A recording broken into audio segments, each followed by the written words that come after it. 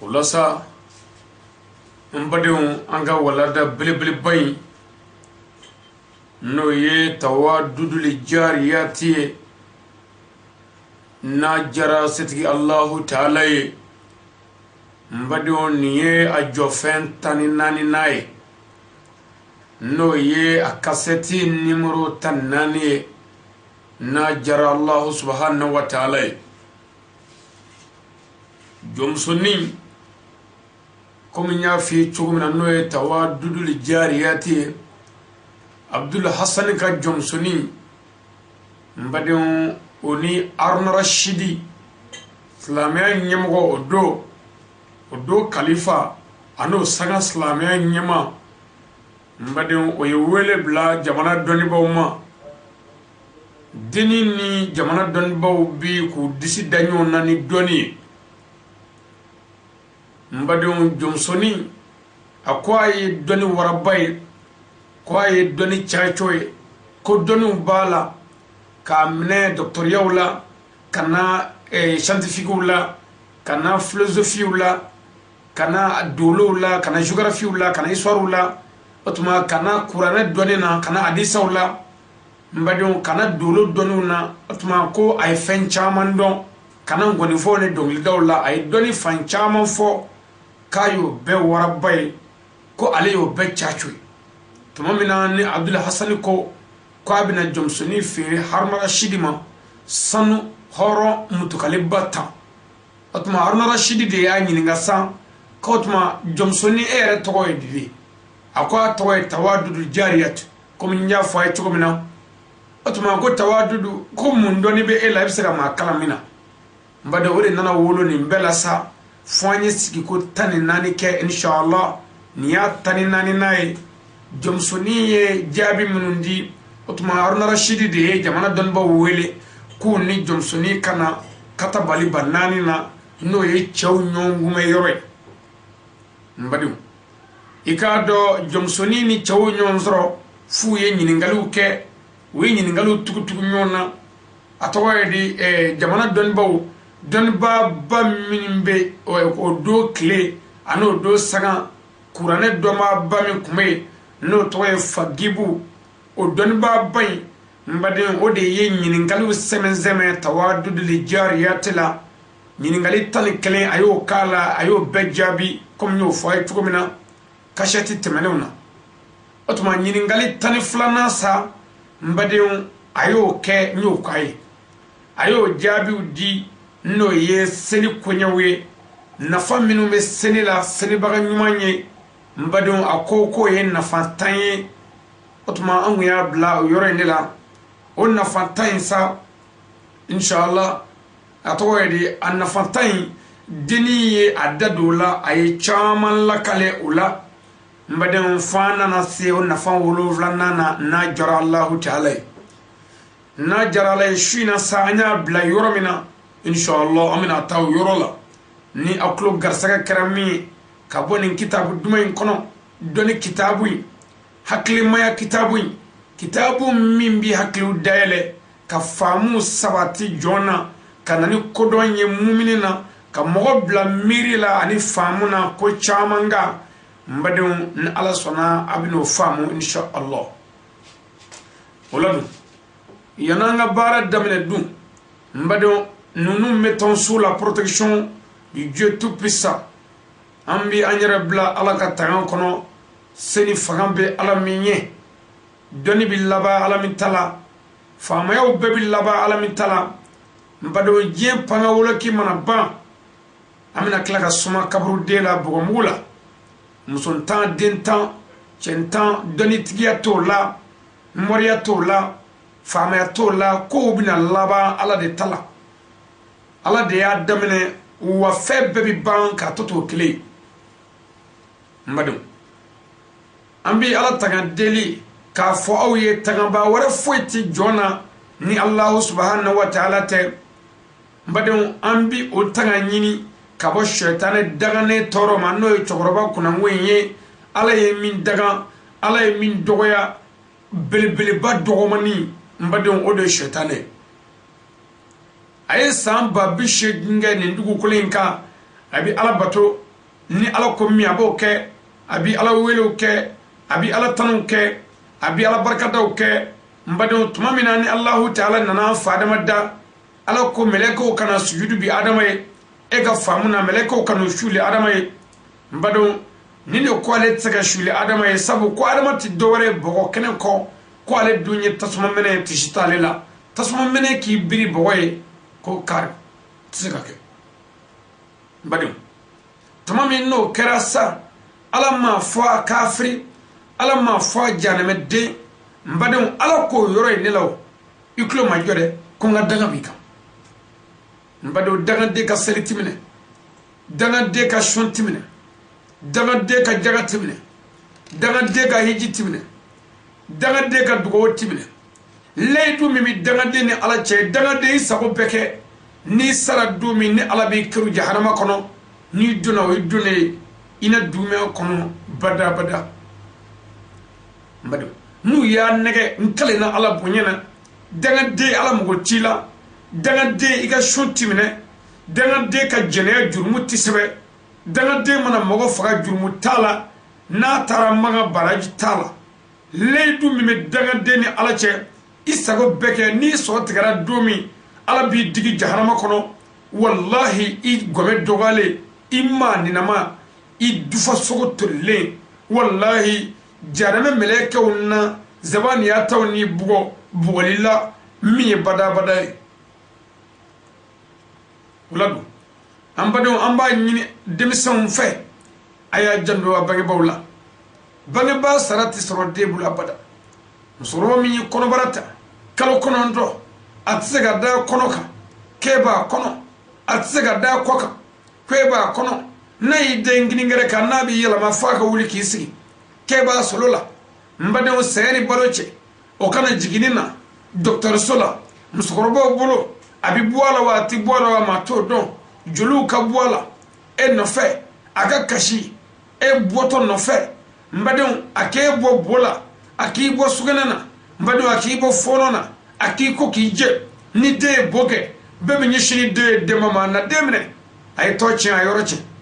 mbade ebna demne yorola ka ko ka je ka pari ka parfenum fiala ka fannin do ala o de korobale e ko kele o de ko fla abi fo ma daga de mbade o de korobale mogo ma jo ela o mogo ma ke ela o ka sira ma jo ela fo je sungurubo o mogo ma jo ela fo je kamalembo o mogo ma jo ela fo je koro kara koro wallahi abi fo ma daga de mbade o sagoti so je ani la rati la fifi ala kana ngai ni to ga farason kan nyoro di ama ndogo ay sabali ngoro ay sabali ni deun ay sabali wallahi akado ni jenyi wati kungurunde sunguruba chamanya klekeya kamale ma chamanya klekeya nantangoro chamanya klekeya mogo fala chamanya klekeya delzagola chamanya klekeni ndugo kulenga akere na fofe make wallahi dodo isogona tuli wallahi dodo jijuguna tuni ga buila itisoko bali dodo bi wole ko shu taba le cadavre le corps wallahi dodo idufa sogo tulle bi jigi diga kono mbado yano doche anga klobo yano doche anga prani yano doche wallahi oye amisaga munge labe memisaga soro an islamu bolo an mu'minu bolo amisaga minge nyumayala amisaga minge ala batola amisaga minge ala batola tari domi nu yanda sogo fa ku kodo ani ala ka nyondro nyuman kele min kera jenaya o kana jo anye kaburla no e barzaku ye tuma mi muso tamulo tuma mi dentamulo tuma mi fatamulo tuma mi batte tuma mi terite tuma mi awa kamera te tuma mi ordinateur te tuma mi kalante tuma mi barkadate tuma mi barajite tuma mi jurumute anye minga ya o kata jonye mbadu anga kuleli be kuyi note wallahi boliti sayada ni bora malila ya kata ameriki saya kelimbe ni tara to di fransi saya kelimbe ni tara maka saya kelimbe wallahi bolitada nga kaburu nyani tiban boli boda kaburu tora tiban boli boda lara do geleya boli boda mu'minu islamu anga klubo kunye anga boli onye sabu dodo be andale mola sika foitola mbedo namura edun. Nous commençons par le nom de Dieu, le Tout-Puissant, le Sage, le Dieu qui n'a pas conçu, n'a pas été conçu et ne sera jamais conçu. Le Dieu unique, éternel, Tout-Puissant. Mbadon anya zizini ala toko barkamay ala mimma fen wolo fema ala min wolo fate ala mina bati ala mina dende ala min ve jenyo wonte ala min yerela aka ala yala demembagate ala mina aka masayala mbadon ne kamoma anya zizini o toko barkamay ni jobi baro barake ni yesara ala bi barka do ala mbadon namore que le salut et la paix soit sur notre sauveur prophète Mohammed, le fils d'Abdullah et d'Aminata, le premier et le dernier des prophètes. Car Dieu dit dans les Saints Courants, la religion a accepté par Allah est certes l'islam. Toute autre pratiquée sera point agrée, et ces pratiquants seront parmi les perdants dans l'enfer, y demeurer éternellement. Mbadon, Namore ambi solini kira bele bainka noye Muhammadu sallallahu ta'ala wa sallam kira warate kira min kabo ala ka danfe be ala l'ikhlaq dani bela kira min ko gade ala be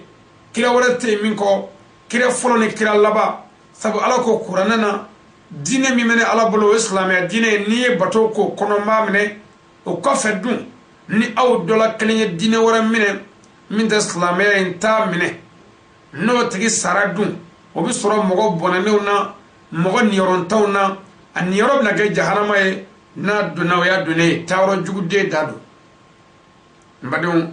ala kanan do n'an bɔra ye dun mbadenw le remerciement et la salutation secours vers notre maître notre père le grand prêcheur international le guide spirituel des Ansar des croyants As-Sayyidi Cheikh Sherif Ousmane Madani Haidara Aslamew bunyama segini barka dani wala nyimandon mo nyenshi anga Sayyidi ma no ye Zamzam yiwe no ye Maki yiwe no ye Madani yiwe no ye Sharifullah mbadon no ye As-Sayyidi Cheikh Sherif Ousmane Madani Haidara el murshidu da lil kitab wa sunna asadu zi waza mbadon ambi ay darafo ka barkada ka waleñ mando nin kenen ka nyo foye shenchama misebo ka aye bamano mba fo mogo la degeli kakusa ni mogo jugeli ani mogo konyani mbadon on make don baye mimbi karamogo juguya no ye shirifiwe minbi adamadew juguya yere on ye kunfin dɔw de kunfin minnu dara ala ka tiɲɛ na ka bɔ nin cɛkɔrɔba in ka kuma sanumanw na ani kuranɛ na ka fara kira ka kumaw kan sallallahu alaihi wasallam u ye kira dɔn ka fara ɲɔgɔn kan ka nin cɛkɔrɔba in dɛmɛ ala ka diinɛ ka dɛmɛ n badenw anw tɛ dɔwɛrɛ ye olu bɛɛ lajɛlen la garibu jasilenni o de mankan filɛ ni ala mankan ye yanni don dɔ cɛ n'o tɛ an tɛna to yan an y'o dɔn wallahi ne b'a dɔn ne ti to yan n y'o dɔn o de ye n ka tulo bɔ kun ye n mago tɛ maa la n'a daminɛna n mago t'i la n'a daminɛna n t'i lajɛ yɛrɛ n'a daminɛna sabu don min ne sɔ bɛ tigɛ ni mɔgɔw bɛna n cɛ ka bana balimaw bɛna bana sinjiw bɛna bana furuɲɔgɔnw bɛna bana wolodenw bɛna bana jɛɲɔgɔnw bɛna bana n'u bolo magara n na u b'u bolo ko safinɛ na k'u bolo donna su la k'a sɔrɔ aliyu don u bɛna taa n da bɔgɔ la k'u bolo furafura ka bɔgɔ jigin kan k'u ta banna k'a tɔ bɛ ni ala cɛ k'u kɔ don n badenw o dɔnnen kɔfɛ talahi an tɛ fɛ ka foyi kɛ bilen ɲɛda ninnu kama sabu ɲɛda ninnu bɛ fila fɔ n badenw an b'a kɛ alahu ta'ala de kama ni min y'a dɔn an ye o bisimila ni min m'a dɔn an ye yɛrɛ ayiwa a ma k'i kama a kɛra ala de ye an dalen b'a la ala bɛna an dɛmɛ siga foyi t'o la ne b'a dɔn gɛlɛya min bɛ an ka ala ka diinɛ na o fɔra an ye wa ala ka dɛmɛ bɛna don dɔ la siga foyi t'o la hali tamakiya yɛrɛ t'o la yɛrɛ sabu ala ko in tanzurullaha yanzurukum nayani Allah ta'ala deme ma deme ala kila ka fatuguni man kana lillahi kana Allah nimiya kayedu mba koye mbade anga karamogo mbade anga furgatigu anga donibo anga muru masaga fenge alay ala batula umasaga fenge alay jihad la fi sabilillah umasaga ke alay ninna foloy umasaga ke alay wallahi nu ni ngolu mogo be ala ka bonyo ku ye jena ya ashawakela utike anga klela karamogo min jana anniko ka bla tabali ka kufunye ka ala ka dine nyefo ka barachi islamo ye o de bena sayidi Sheikh Sharif Usmani Madani Haydaramo mbade atuma aw minungo andara la ansona yala an kan an sigi blewa wallahi nango andara la ansona an ganga karamogo temena sira minun fe mbade on kan wo sira kele nunu mine karamogo ewa mase dugu minuna an kan wo dugu togoba asira dugu minuna ni mogo oluma ka famu an ganga nyini menga famu komo nya famu mbade non desero la okroy on te foila no fe galongo on te foila no fe ka bara chengo on te foila no fe ka nyere doya ka alaka dine kuma shuiko mbade gargani do fla no fe aka garbu bela dogomani de fle na toy ali sangare ni kuite kramwa idra fe ni ne yiye ibi kafe sabu ni ne jera ibi danela ni ne jogoy ibi sonye ninga bare ni sona ni ko mbora mini mi mboro fiye o ba soro mina ne do sika fuitala ni jogoy mbade o ni jogo desera ka mami ngla o tiglamble mbade o nanyere desera ka mo da alala ka mo da alakirala ka mo da ankara mo la nan jogoy aka haram yo koroba ye ko anti karamo nafa mbade o kana bara ke karamo ka yi karamo ka do ake alaka yi alaka do billahi ne de togoy ali nti kuma bada tari makanye nti kuma bada tari makando sabu makanye ni makando ne to nafa do nyereka masami mi jurmu sabe masami mi baraji sabe masami taya ka aljene masami taya ga jahannama no ene do obne bo wallahi no ene do obne bo ba do obindo obine do oba odo obambe do no te jamano tigi no mal president no ene tanu ati fenyanye na konte mo ti fenya ti fenje ni jamana be almami bako ne maye o ti fenya ne odo na konti maye o ti fenya nere ne odo ni karamo idra ko ne nyona te kalande ona pmado o ti fenya ne na ko ne ti foye o ti fenya nere munga made sawo na ko ne nyona te mo la abi miye kake abi pmano de menere mi ala bi ne do abiseka nye mi fendo fondala o tin kono masa yodo me idara to do ale bi bara keni kantai wa kira yere ko te kanga mo mena ni kanai mi me kono ko gotui botuma mi me ne kono ala de bodo wan de bado botuma ni idara ko ne nyona te mo la masalan mi kam sade dima botuma na ya soro ne na figide ne de bodo ala de bodo me ne wala mi rawla no e nyuma yade mbade we bado rola ko ne yere jamfa o ko ne idara ko ngai o tindal jina kono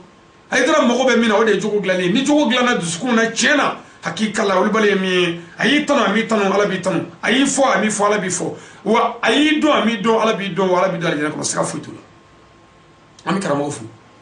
mbado na mure nya fo ayi machama ni gazwo nuna nin turaka yoro frelen soro mituga munu ayi doni kan tourne doni taraka famu do soro dine yoro do ka taraka famu do soro adamadiya tablo do la taraka famu do soro moya billah ala munun kabi mogo ka famu do soro mbado odola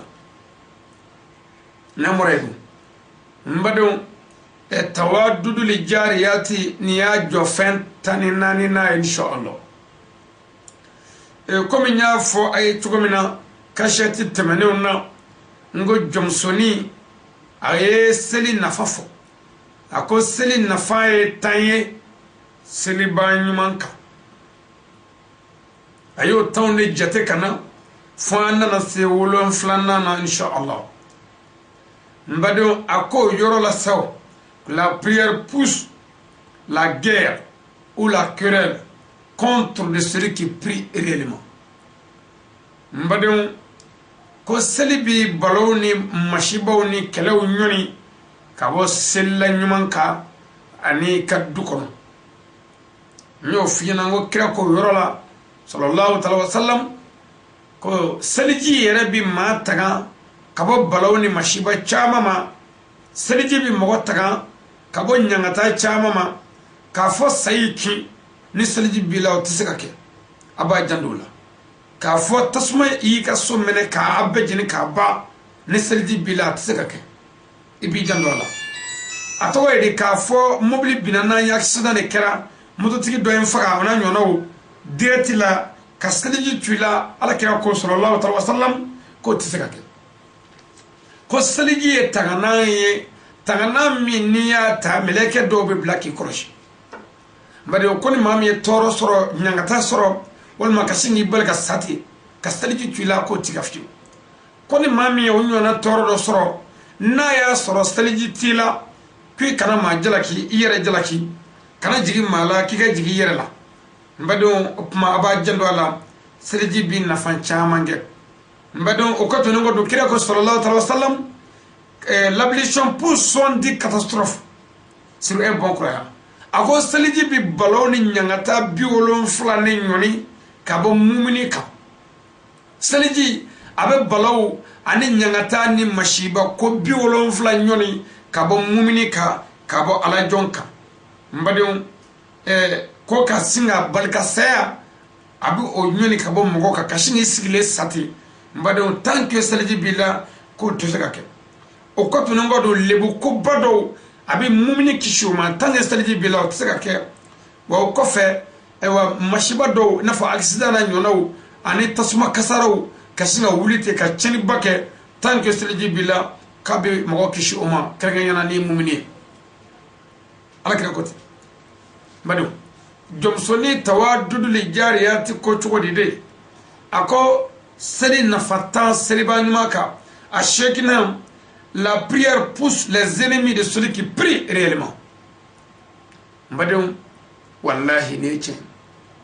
ako seli bi seli banuma jugu de pousser okoro ko lu digi kabwa kerela seli bi seli banuma taga kabwa juguma mbadu neche seli bi seli banuma taga kabwa juguma abba jandula wallahi seli bi seli banuma taga kabwa jugu toro seli nafaka bo mais mo ta shidon on minungo seli teslamé on yi seli don seli bi sa teslamé chodi mais mo kafiri bi seli nafiki bi seli ma obuna fa seli bi islamé chodi tant que islamé bi seli kafiri bi seli nafiki bi seli obuma kafiri islamé doya ay nafiki islamé doya ay na sella o ko dingira nyo jati ye ngo dono la sayyidina jibril alayhi salam annana aye kira muhammadu lajo ka nafiki kafiri fasigi sella wane sahaba ma baklin yira kira la misri kono ko muhammadu ni fana fle ni ma wa kle ni che wa kle foi tu ni janama chani sayati abma mi nyonyin nga otiselia obise abdullah ibn ubay sololo ni ofie shenchama ngo ale de sara awa kire ya ka jalamu ke ka kasange sallallahu ta'ala wasallam kasela shuka ala ya kiru jahannama kono na masaliya seli dira mogodo de ma fango shidon seli dira muminu de ma ala dania ba ma ku kake amman ma min sallam minti ala dania ba yedun atifu masaliba madu ne president e awe sordasi wi ne ko aw ma ngo sordaw leidu meme anche o de storasia tant que nabi storasia la ni kalo sarami bega saradima mbado ala ya kele wulila sorasi be illa be kata kele karola marmake e koki jeki day muso koroya sorasi doy ay me sabara bi senao nga ite gambi law nga ite fugla bi kungulo la nga ite sorosu kan lisi togobe nga ite muna sabu sorosu kan nyuwanyi yoro e maye na forogo seli selaw de ko na figi chali kala te so haramuduna mafala boji koroshi jalamugu kunzigi arabuka fula mor yechuwe galo dinena danaya ala danaya ani jugo o de islamiyya no bora labi galoka hali folo kafiru be jugo goshido dame kumu lawbu yerado folo kafiru be gashido ne ba do dine nana ala tokola ko goga chene dine ko ga chenke dine ko ga jene dine ko ga mi faibi va dine ko ga terroriste dine aya kle ga eseli ne ba do ali folo kafiru mo boloti hali foro ne mo boloti o moke mais seli ba nyuma mo mi nganga seli ni selabe sarawara fu itala fu aljana sabu seli dira mumunu dima o kore leydu mi mane ala chawde mumuni ay naboka sarabi dama nayo bla na ala tinyo nyede abba mumuni ay muyede ala dene tigi kofe ka sira ala nye ki kle abu fode ma mumuni otuma jomsoni de ni fo ko seli bi seli ba nyuma de bi taga ala fe ka kishi ala fe ka bo ajugu toroma amba nyina ala fe ala ka do na ajugu je mbadon o ko to ne ngodo akonondona no ye tawaddudu li jariyati nafata min fasilla seli baga nyumanye akonondona ako Dieu lui donne beaucoup de bonheur, celui qui prie réellement. Ko ala bi here chaman ke ka here chaman bona daile seliba nyumaye ala bi bonyaw ni karamo ni kishi ko ani fayda ko ani atoye di gasaga sanamo ala bode di seliba nyumama mbadon ala bi here chaman ke seliba nyumaye aga seli ketu nyuman kama meno faradron abi jigina figi dokono ko selibi wardi mugoma nemo fo moy mugo gasaga bisaka foni ka so maka wartigire sabo ikanga min dun kle kono ni o soro ko do gasaga fonni ni desere ka dundala ya kene bare bulu ko selibi here chamange seliba nyumai aba jandala nafiki kote seliba nyumande kodo jahili kote seli baga nyuman ne kodo chenikela kote seli baga nyuman ne kodo moko fagala kote seli baga nyuman ne kodo mbadon ayeni fode wani hakika e seli bi here jidi seli baga nyuman ka otuli ni me ambere jigi kira ka pumando la sallallahu alaihi wasallam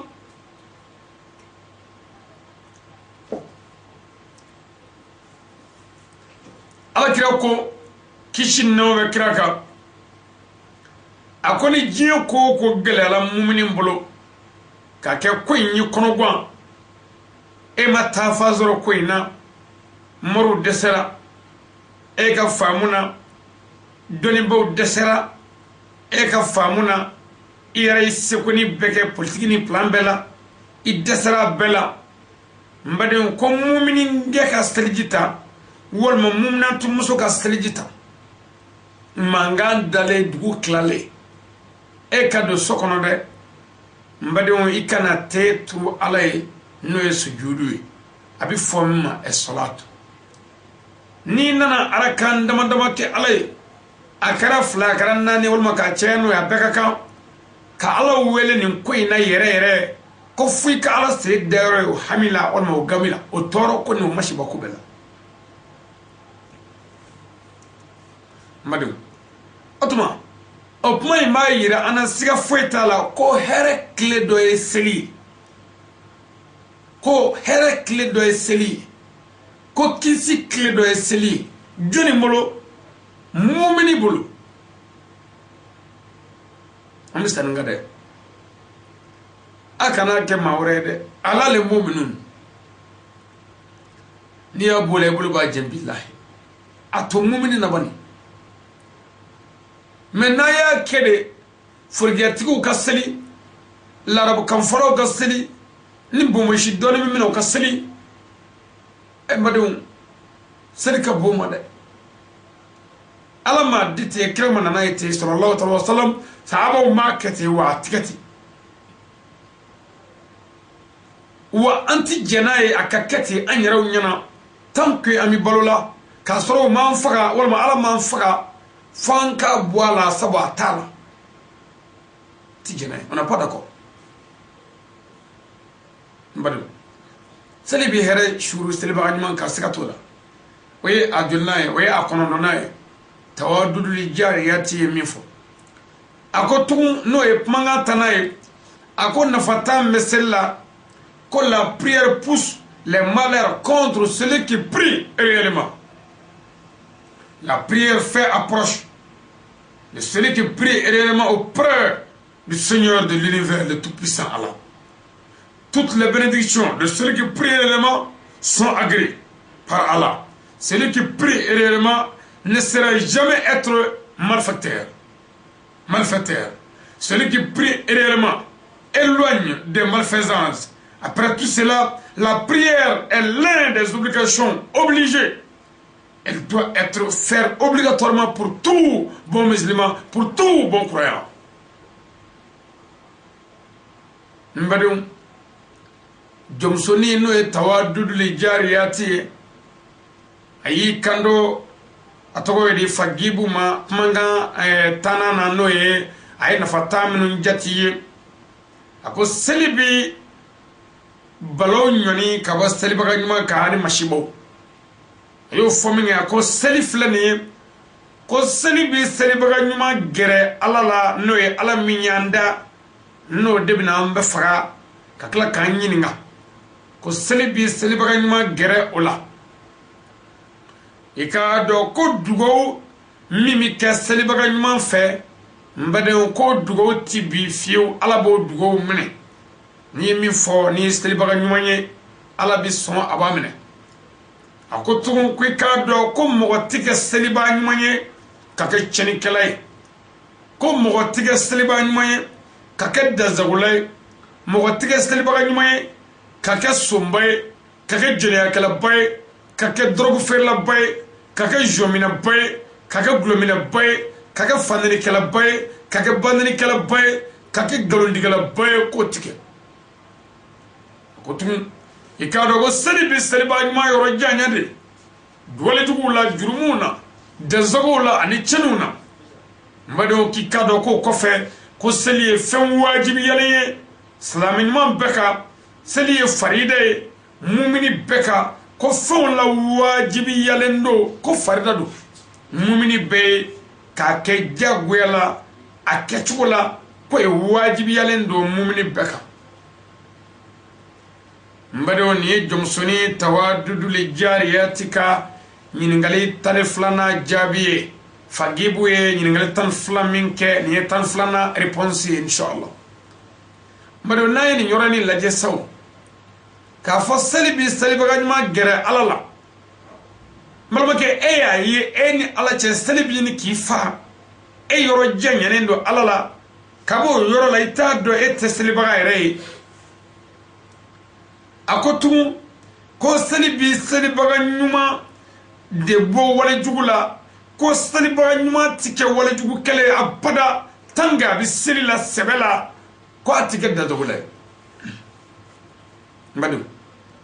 aw ka lajede ata to islamo nega fere mine doni yanewa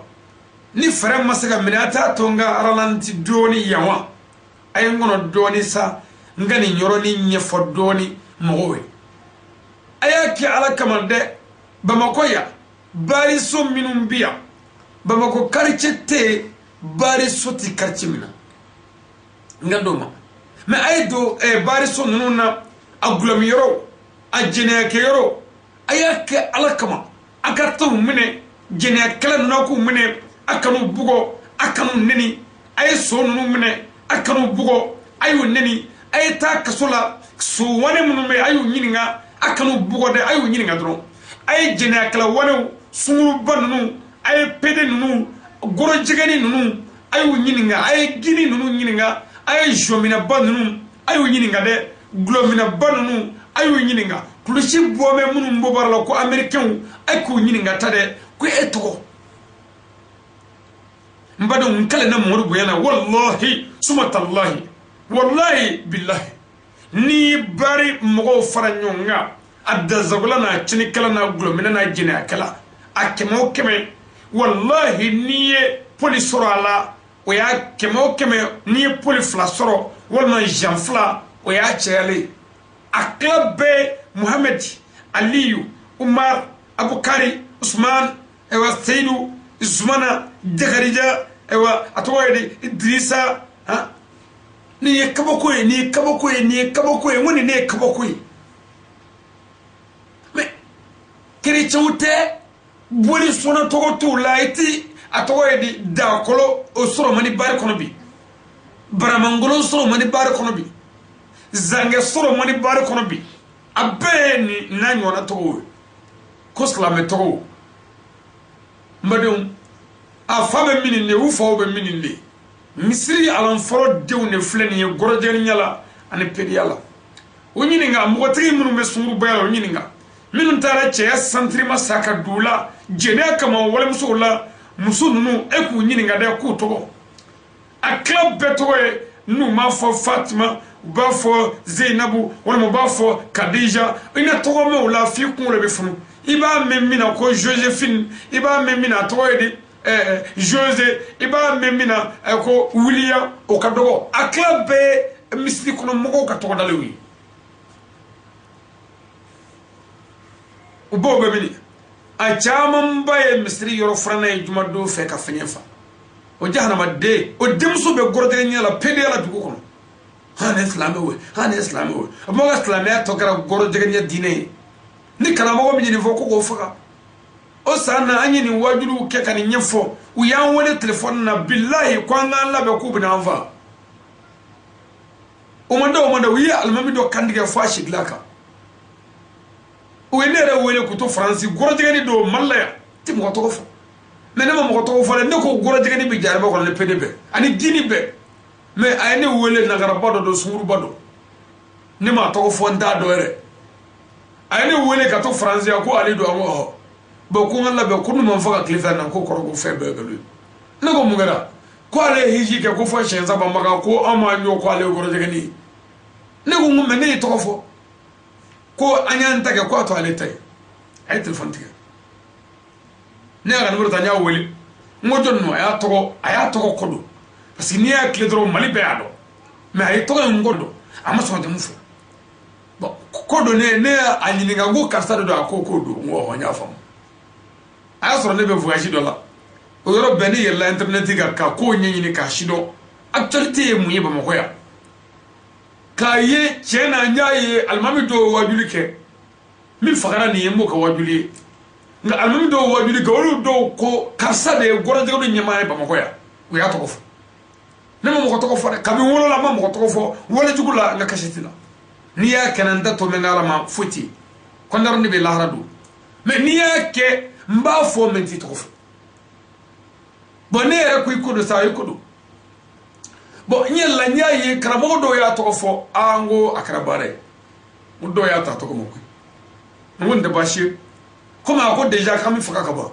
mi voyageur la mi sey kana so ko ran fa ama jama wiye angal ma mi faka musa buga ngoro ya kana kandige fo ashiglaka ba mo ko ya fa matse ga puma law sabu beba kalama wure ba fo ko nolu ni cira nyona ko ye ini ala cile nyona sabu ko fama go bolo de ambal ma ga do kun ko fala do ba nga karti ko na ani sunguba do manga ka we mugu chala orbe sunguba na ka kun ko fe la kana bara do ke gorje gani do atifa ka warsa cey ngogo no ko ale na me bara de la ko ale bara kala de kamal ni shibe sam ngan shigina aka maraji to dale do karti ngona ya kare fila dɔrɔn sunguruba ko bɔn k'ale bɛ wari sara mɛ ko a bɛ tila ka ale ye maamu ye sunguruba taara tile filaw kɔfɛ a ko yen kɛra cogo min na ala de b'a ɲɛdɔn dɛ cɛ bɛ kunkolo kɔfɛla so kɔnɔ sɔɔni dɔrɔn kuran tigɛra su 8 heures kuma n'o ye 20 heures kuma ye kuran tigɛra 5 minutes kuran nana kuran tigɛli min kɛra cɛ bɔra ka cɔsigi kɔnɔ ka na sigi da la o tuma fɛn ye k'a bɛna fɛn minɛ dɔɔni dɔrɔn dɔ ye mugu ci cɛ la mugu cira cɛ la min kɛ o tigi y'a kɔ don o tuma o ma tɛmɛ sanga 4 kan bilen kuran sinna ka nati ɲɛ foyi ma sɔrɔ a la an ye cɛ somɔgɔw ɲininka ani cɛ ka baarakɛɲɔgɔn ɲininka olu ye kɔrɔfɔ ɲɛfɔ an ye ko denni kota n ko bon an y'a faamu an tor'o la a ma jama hôtel dɔ bɛ an kɛrɛfɛ an t'i yɔrɔ fɔ an sigiɲɔgɔn dɔ bɛ yan nɔ bololabaarakɛla dɔ a bɛ machine ninnu dilan télévision dilan ale taara o hôtel de la ko ɲɛɲini kama ale sigilen tora tabalida la gulɔminɛ dɔw gulɔminiw ko kunkolo kɔfɛla ko ne de kɛra a fagabaga ye ale y'o mɛn o yɔrɔ bɛɛ ale ye polisiw wele k'u kana minɛ polisiw nana cɛ minɛ ala ka cɛ dɛmɛ o ko tɔ kɛra cogo min na madu ɲani b'i ni k'an fa jamana in kɔnɔ a tɛ se ka fɔ nin bɛɛ la ye mali silamɛ jamana ye mali silamɛ jamana ye jamana min kɛra gulɔ 3e o diɲɛ kɔnɔ o tuma silamɛya ye gulɔ min diinɛ yan ɲɛmɔgɔdenw kɛmɛ ka n ka so fɔ kɛnɛ ma furu bɛ sa galo kan a kɛ ala kama taa tribunal laban i bɛ musow de sigilen sɔrɔ ala la bilahi a bɛɛ na bɛ furusa kama npogotigiw a si tɛ tɛmɛ san 40 hakɛ kan a bɛɛ na bɛ ko n nana furusa a ma furu sirila kuma jumɛn a tɛ sabali mali silamɛ jamana de mali kɔnɔ yan u ye furu dɔ saya mali la yan cɛ ni muso taara juge tisi la tribunal la juge ne kun ye muso ye muso ko cɛ ma ko cɛ ka dɔ di cɛ ko non ne wolola muso fɛ de juge ko muso ka dɔ di muso ko non ko ale n'an bɛ k'a furu sa sabu ko ale cɛ de nin ye denw b'u bolo mɛ ko ale bɛ fɛ cɛ ka jɛ ale fɛ a bɛ hakɛ to kuma n'a tɛmɛ sira don a kɔfɛla fɛ ko cɛ tɛ ka sɔn o ma donc ko ale n'an b'a furu sa denw b'a bolo den 3 den 4 hakɛ de juge y'i sigilen to ko ko cɛ na ko ni o ka di muso ye ko ni cɛ ma se k'o kɛ ko furu in kan ka sa wallahi furu in ta mali la yan mɛ aw kafiriw ko jamana ye silamɛ jamana ye a man ka silamɛ jamana bɛ kɛ nin ye kuranɛ ko muso y'i ka foro ye don cogo min ka di ye do ten ko haramu ye seli ye muso ma a kɔfɛ kuranɛ min ko an ka furu kɛ o tɛ se ka dɛsɛ ka furu kɛcogo ɲɛfɔ an ye maloya bɛ jɛnɛya de la mɛ furu kɛcogo ɲɛfɔlen maloya tɛ se ka y'o la haramu ye seli ye muso ma a kɔfɛ kuranɛ ko ten mɛ anw ka jamana faama dɔw ye furu sa ko fɔ muso ka cɛ ka jɛ muso fɛ a kɔfɛ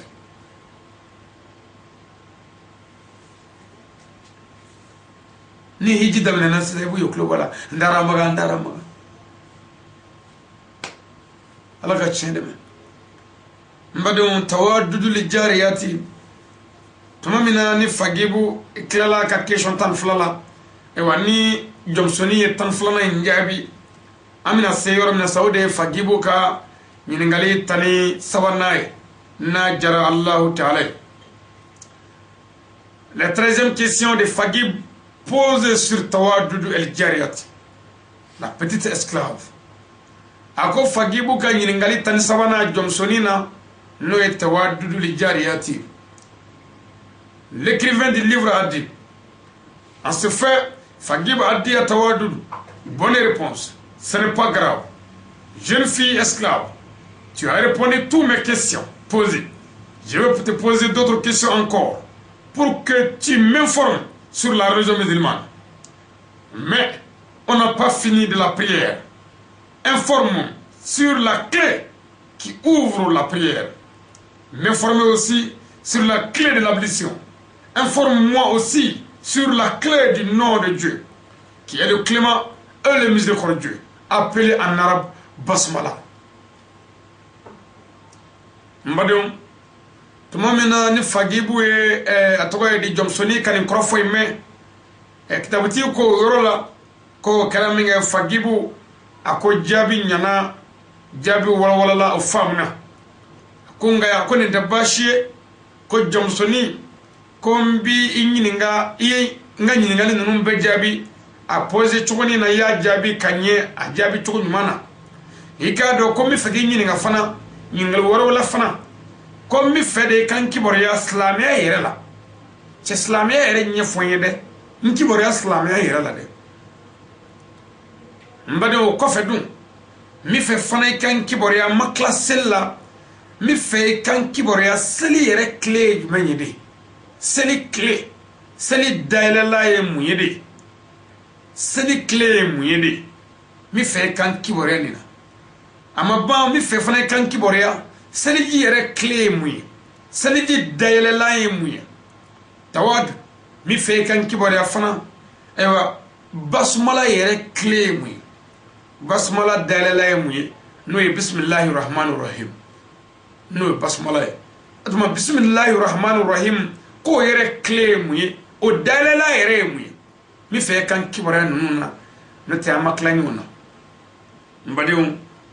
niye ya toye de fagibo ka ngali tani sabananye ay minke ewa tawadudula amaklalibi ako informe encore sur la clé de la croyance mi fait kan kibore fana ala dana yere clé muye ala dana dare la muye ala dana yere sinsina muye quelle est la clé de l'espoir ako jigiya yere clé muye mi fait ka o jabinye jigiya clé muye ako tubuni quelle est la clé d'appui de Dieu cause jigiseme ala la yere clé muye de jigiseme ala la yere clé muye. Quelle est la clé du soutien? À quoi ala demain est clé mouille. Demain est clé mouille. Demain clé mouille. Je te demande aussi, à quoi quelle est la clé d'obéissance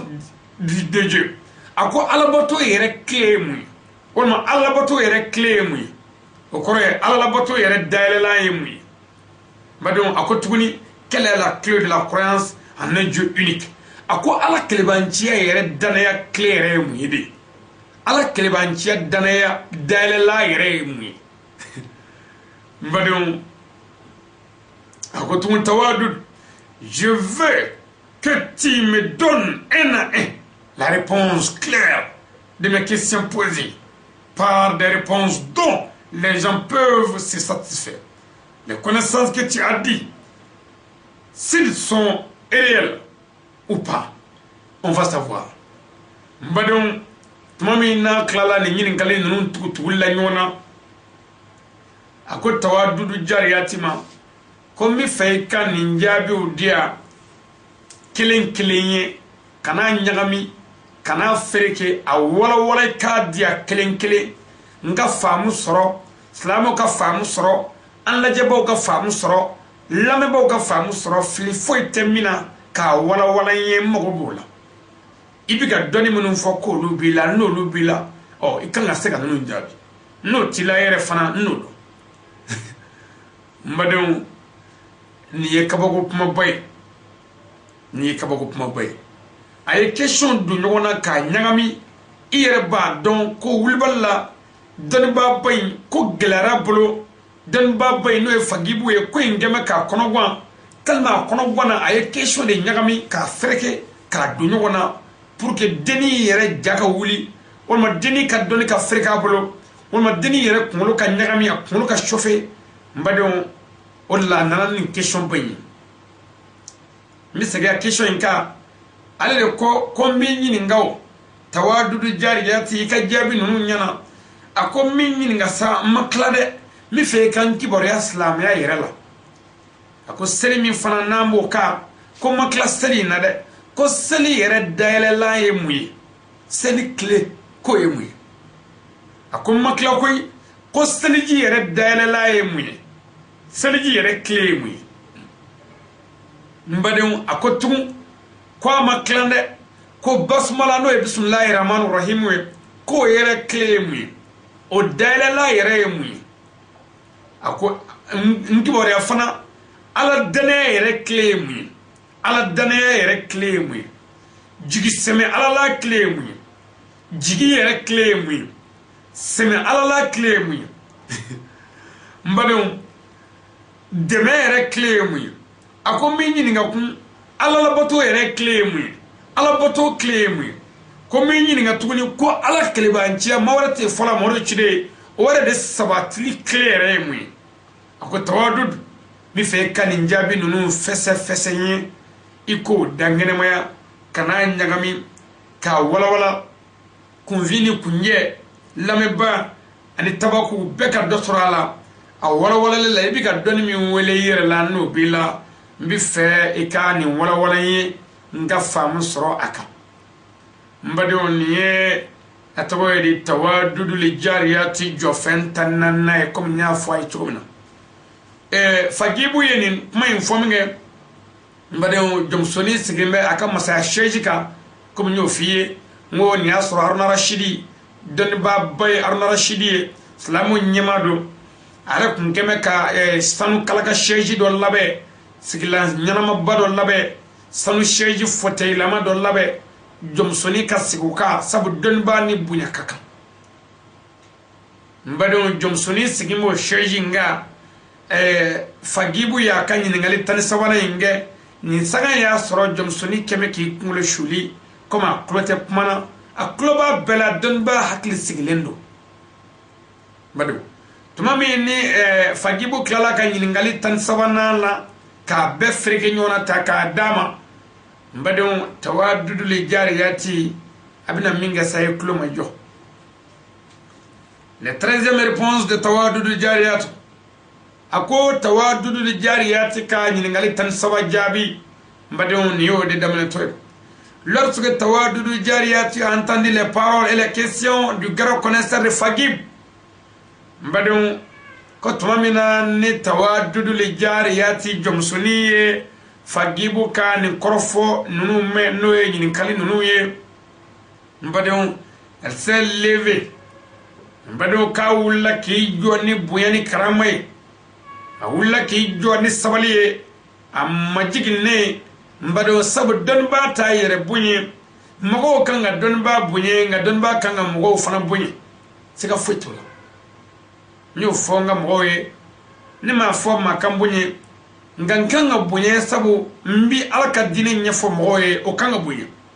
mɛ ni maa min y'a dɔn ko n kan ka bonya ni n bonya a banna mɛ ni maa min ma n bonya yɛrɛ n b'i bonya k'a yirila n ko n ye dɔnnibaa yɛrɛ ye min yɛrɛ kalama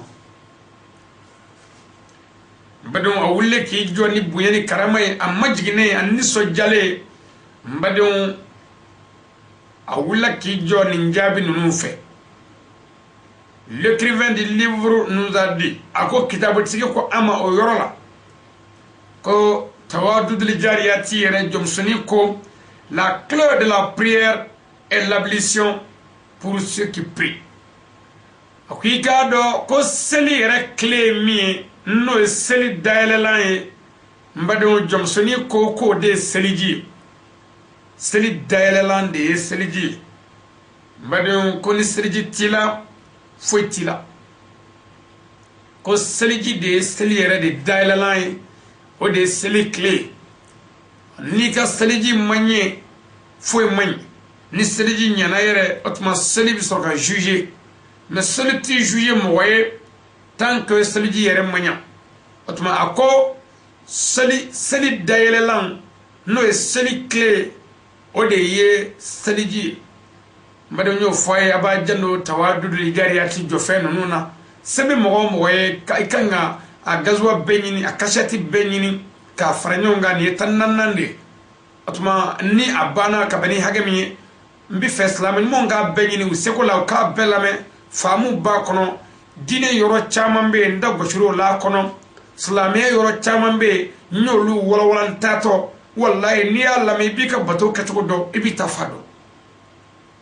n ti fɛn wajibi mɔgɔ kan min se tɛ mɔgɔ min ye mɛ n b'a ɲini mɔgɔw fɛ silamɛ ɲuman bɛɛ a sɛbɛn maa maa ye n badenw n bɛ fɛ a k'a lamɛn faamu bɛ sɔrɔ a kan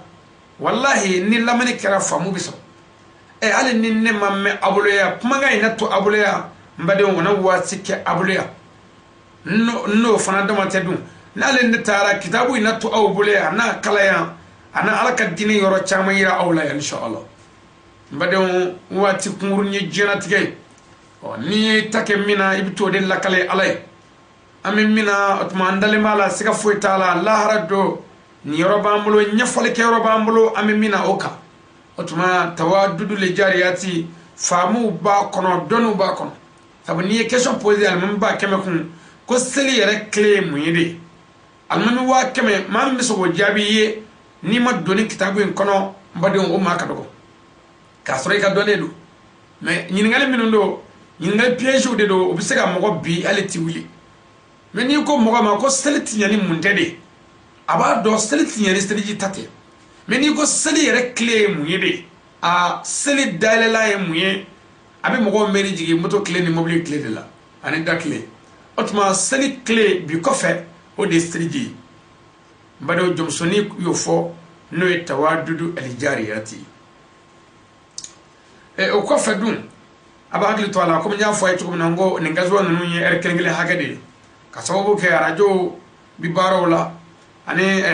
wera ni nan fe tukum nanu arasal makala we kanga bla hagade la o bi bara no go bulu pour que jatu kan no bulu o kuma ni wati ya mla rom na ba encore yorola ambi aseme ni alay wati ran no ga mamit banay dondoni kafsani fe makala inshallah akana afe ngatane dondoni no kera ni fe bisoro inshallah o ko tumene ngodum tawaddudul jariyati tumin nayo nyefo ka fo seliji de ye seli yere dayele lay asorla ki kando jama matum ako la clé de l'ablution est la prononciation du nom d'Allah, le nom d'Allah qui est Bismillahir Rahmanir Rahim. Akwika do seliji yere clé comme ni na kara ko seli clé ni seliji clé ko seliji yere clé no seliji yere dayele lay ko de Bismillahir Rahmanir Rahim no basmala Bismillahir Rahmanir Rahim ko de ye seliji clé mbade o yan ko ko wati min drama ko no wara ami dugo ke salamu ye ka dugo ni bela jele fe ni ala e wati wara jirana inshallah ina bla yoro min amba taw yoro la wani aklu garse karami ka boni kitabu ngono abnu sura inshallah rabbi mba ni islamu fe ka dugo kenyi nga dugo be aw yoro we shijani kene ala bamu mani lafiya obi allah taala bulu ala ko di ambala jelemo bunyani kishini taga abi ala bulu ala ko kanye ala kan sago kanye ala ka niveau no ya ala ka garsago funi ala ka shiu sabati ame dina min la sela ka dalu anyi lahara ala ka duani jahannama toroche kirana zuriyo bunya kama manman bala jele kama an karabo wira kama sol ala rasul allahumma rabbana atina fid dunya hasana wa fil akhirati hasana wa qina azaban nar ربنا لا تزغ قلوبنا بعد إذ هديتنا وهب لنا من لدنك رحمة إنك أنت الوهاب سبحان ربك رب العزة عما يصفون والصلاة والسلام على المرسلين والحمد لله رب العالمين السلام عليكم ورحمة الله تعالى وبركاته.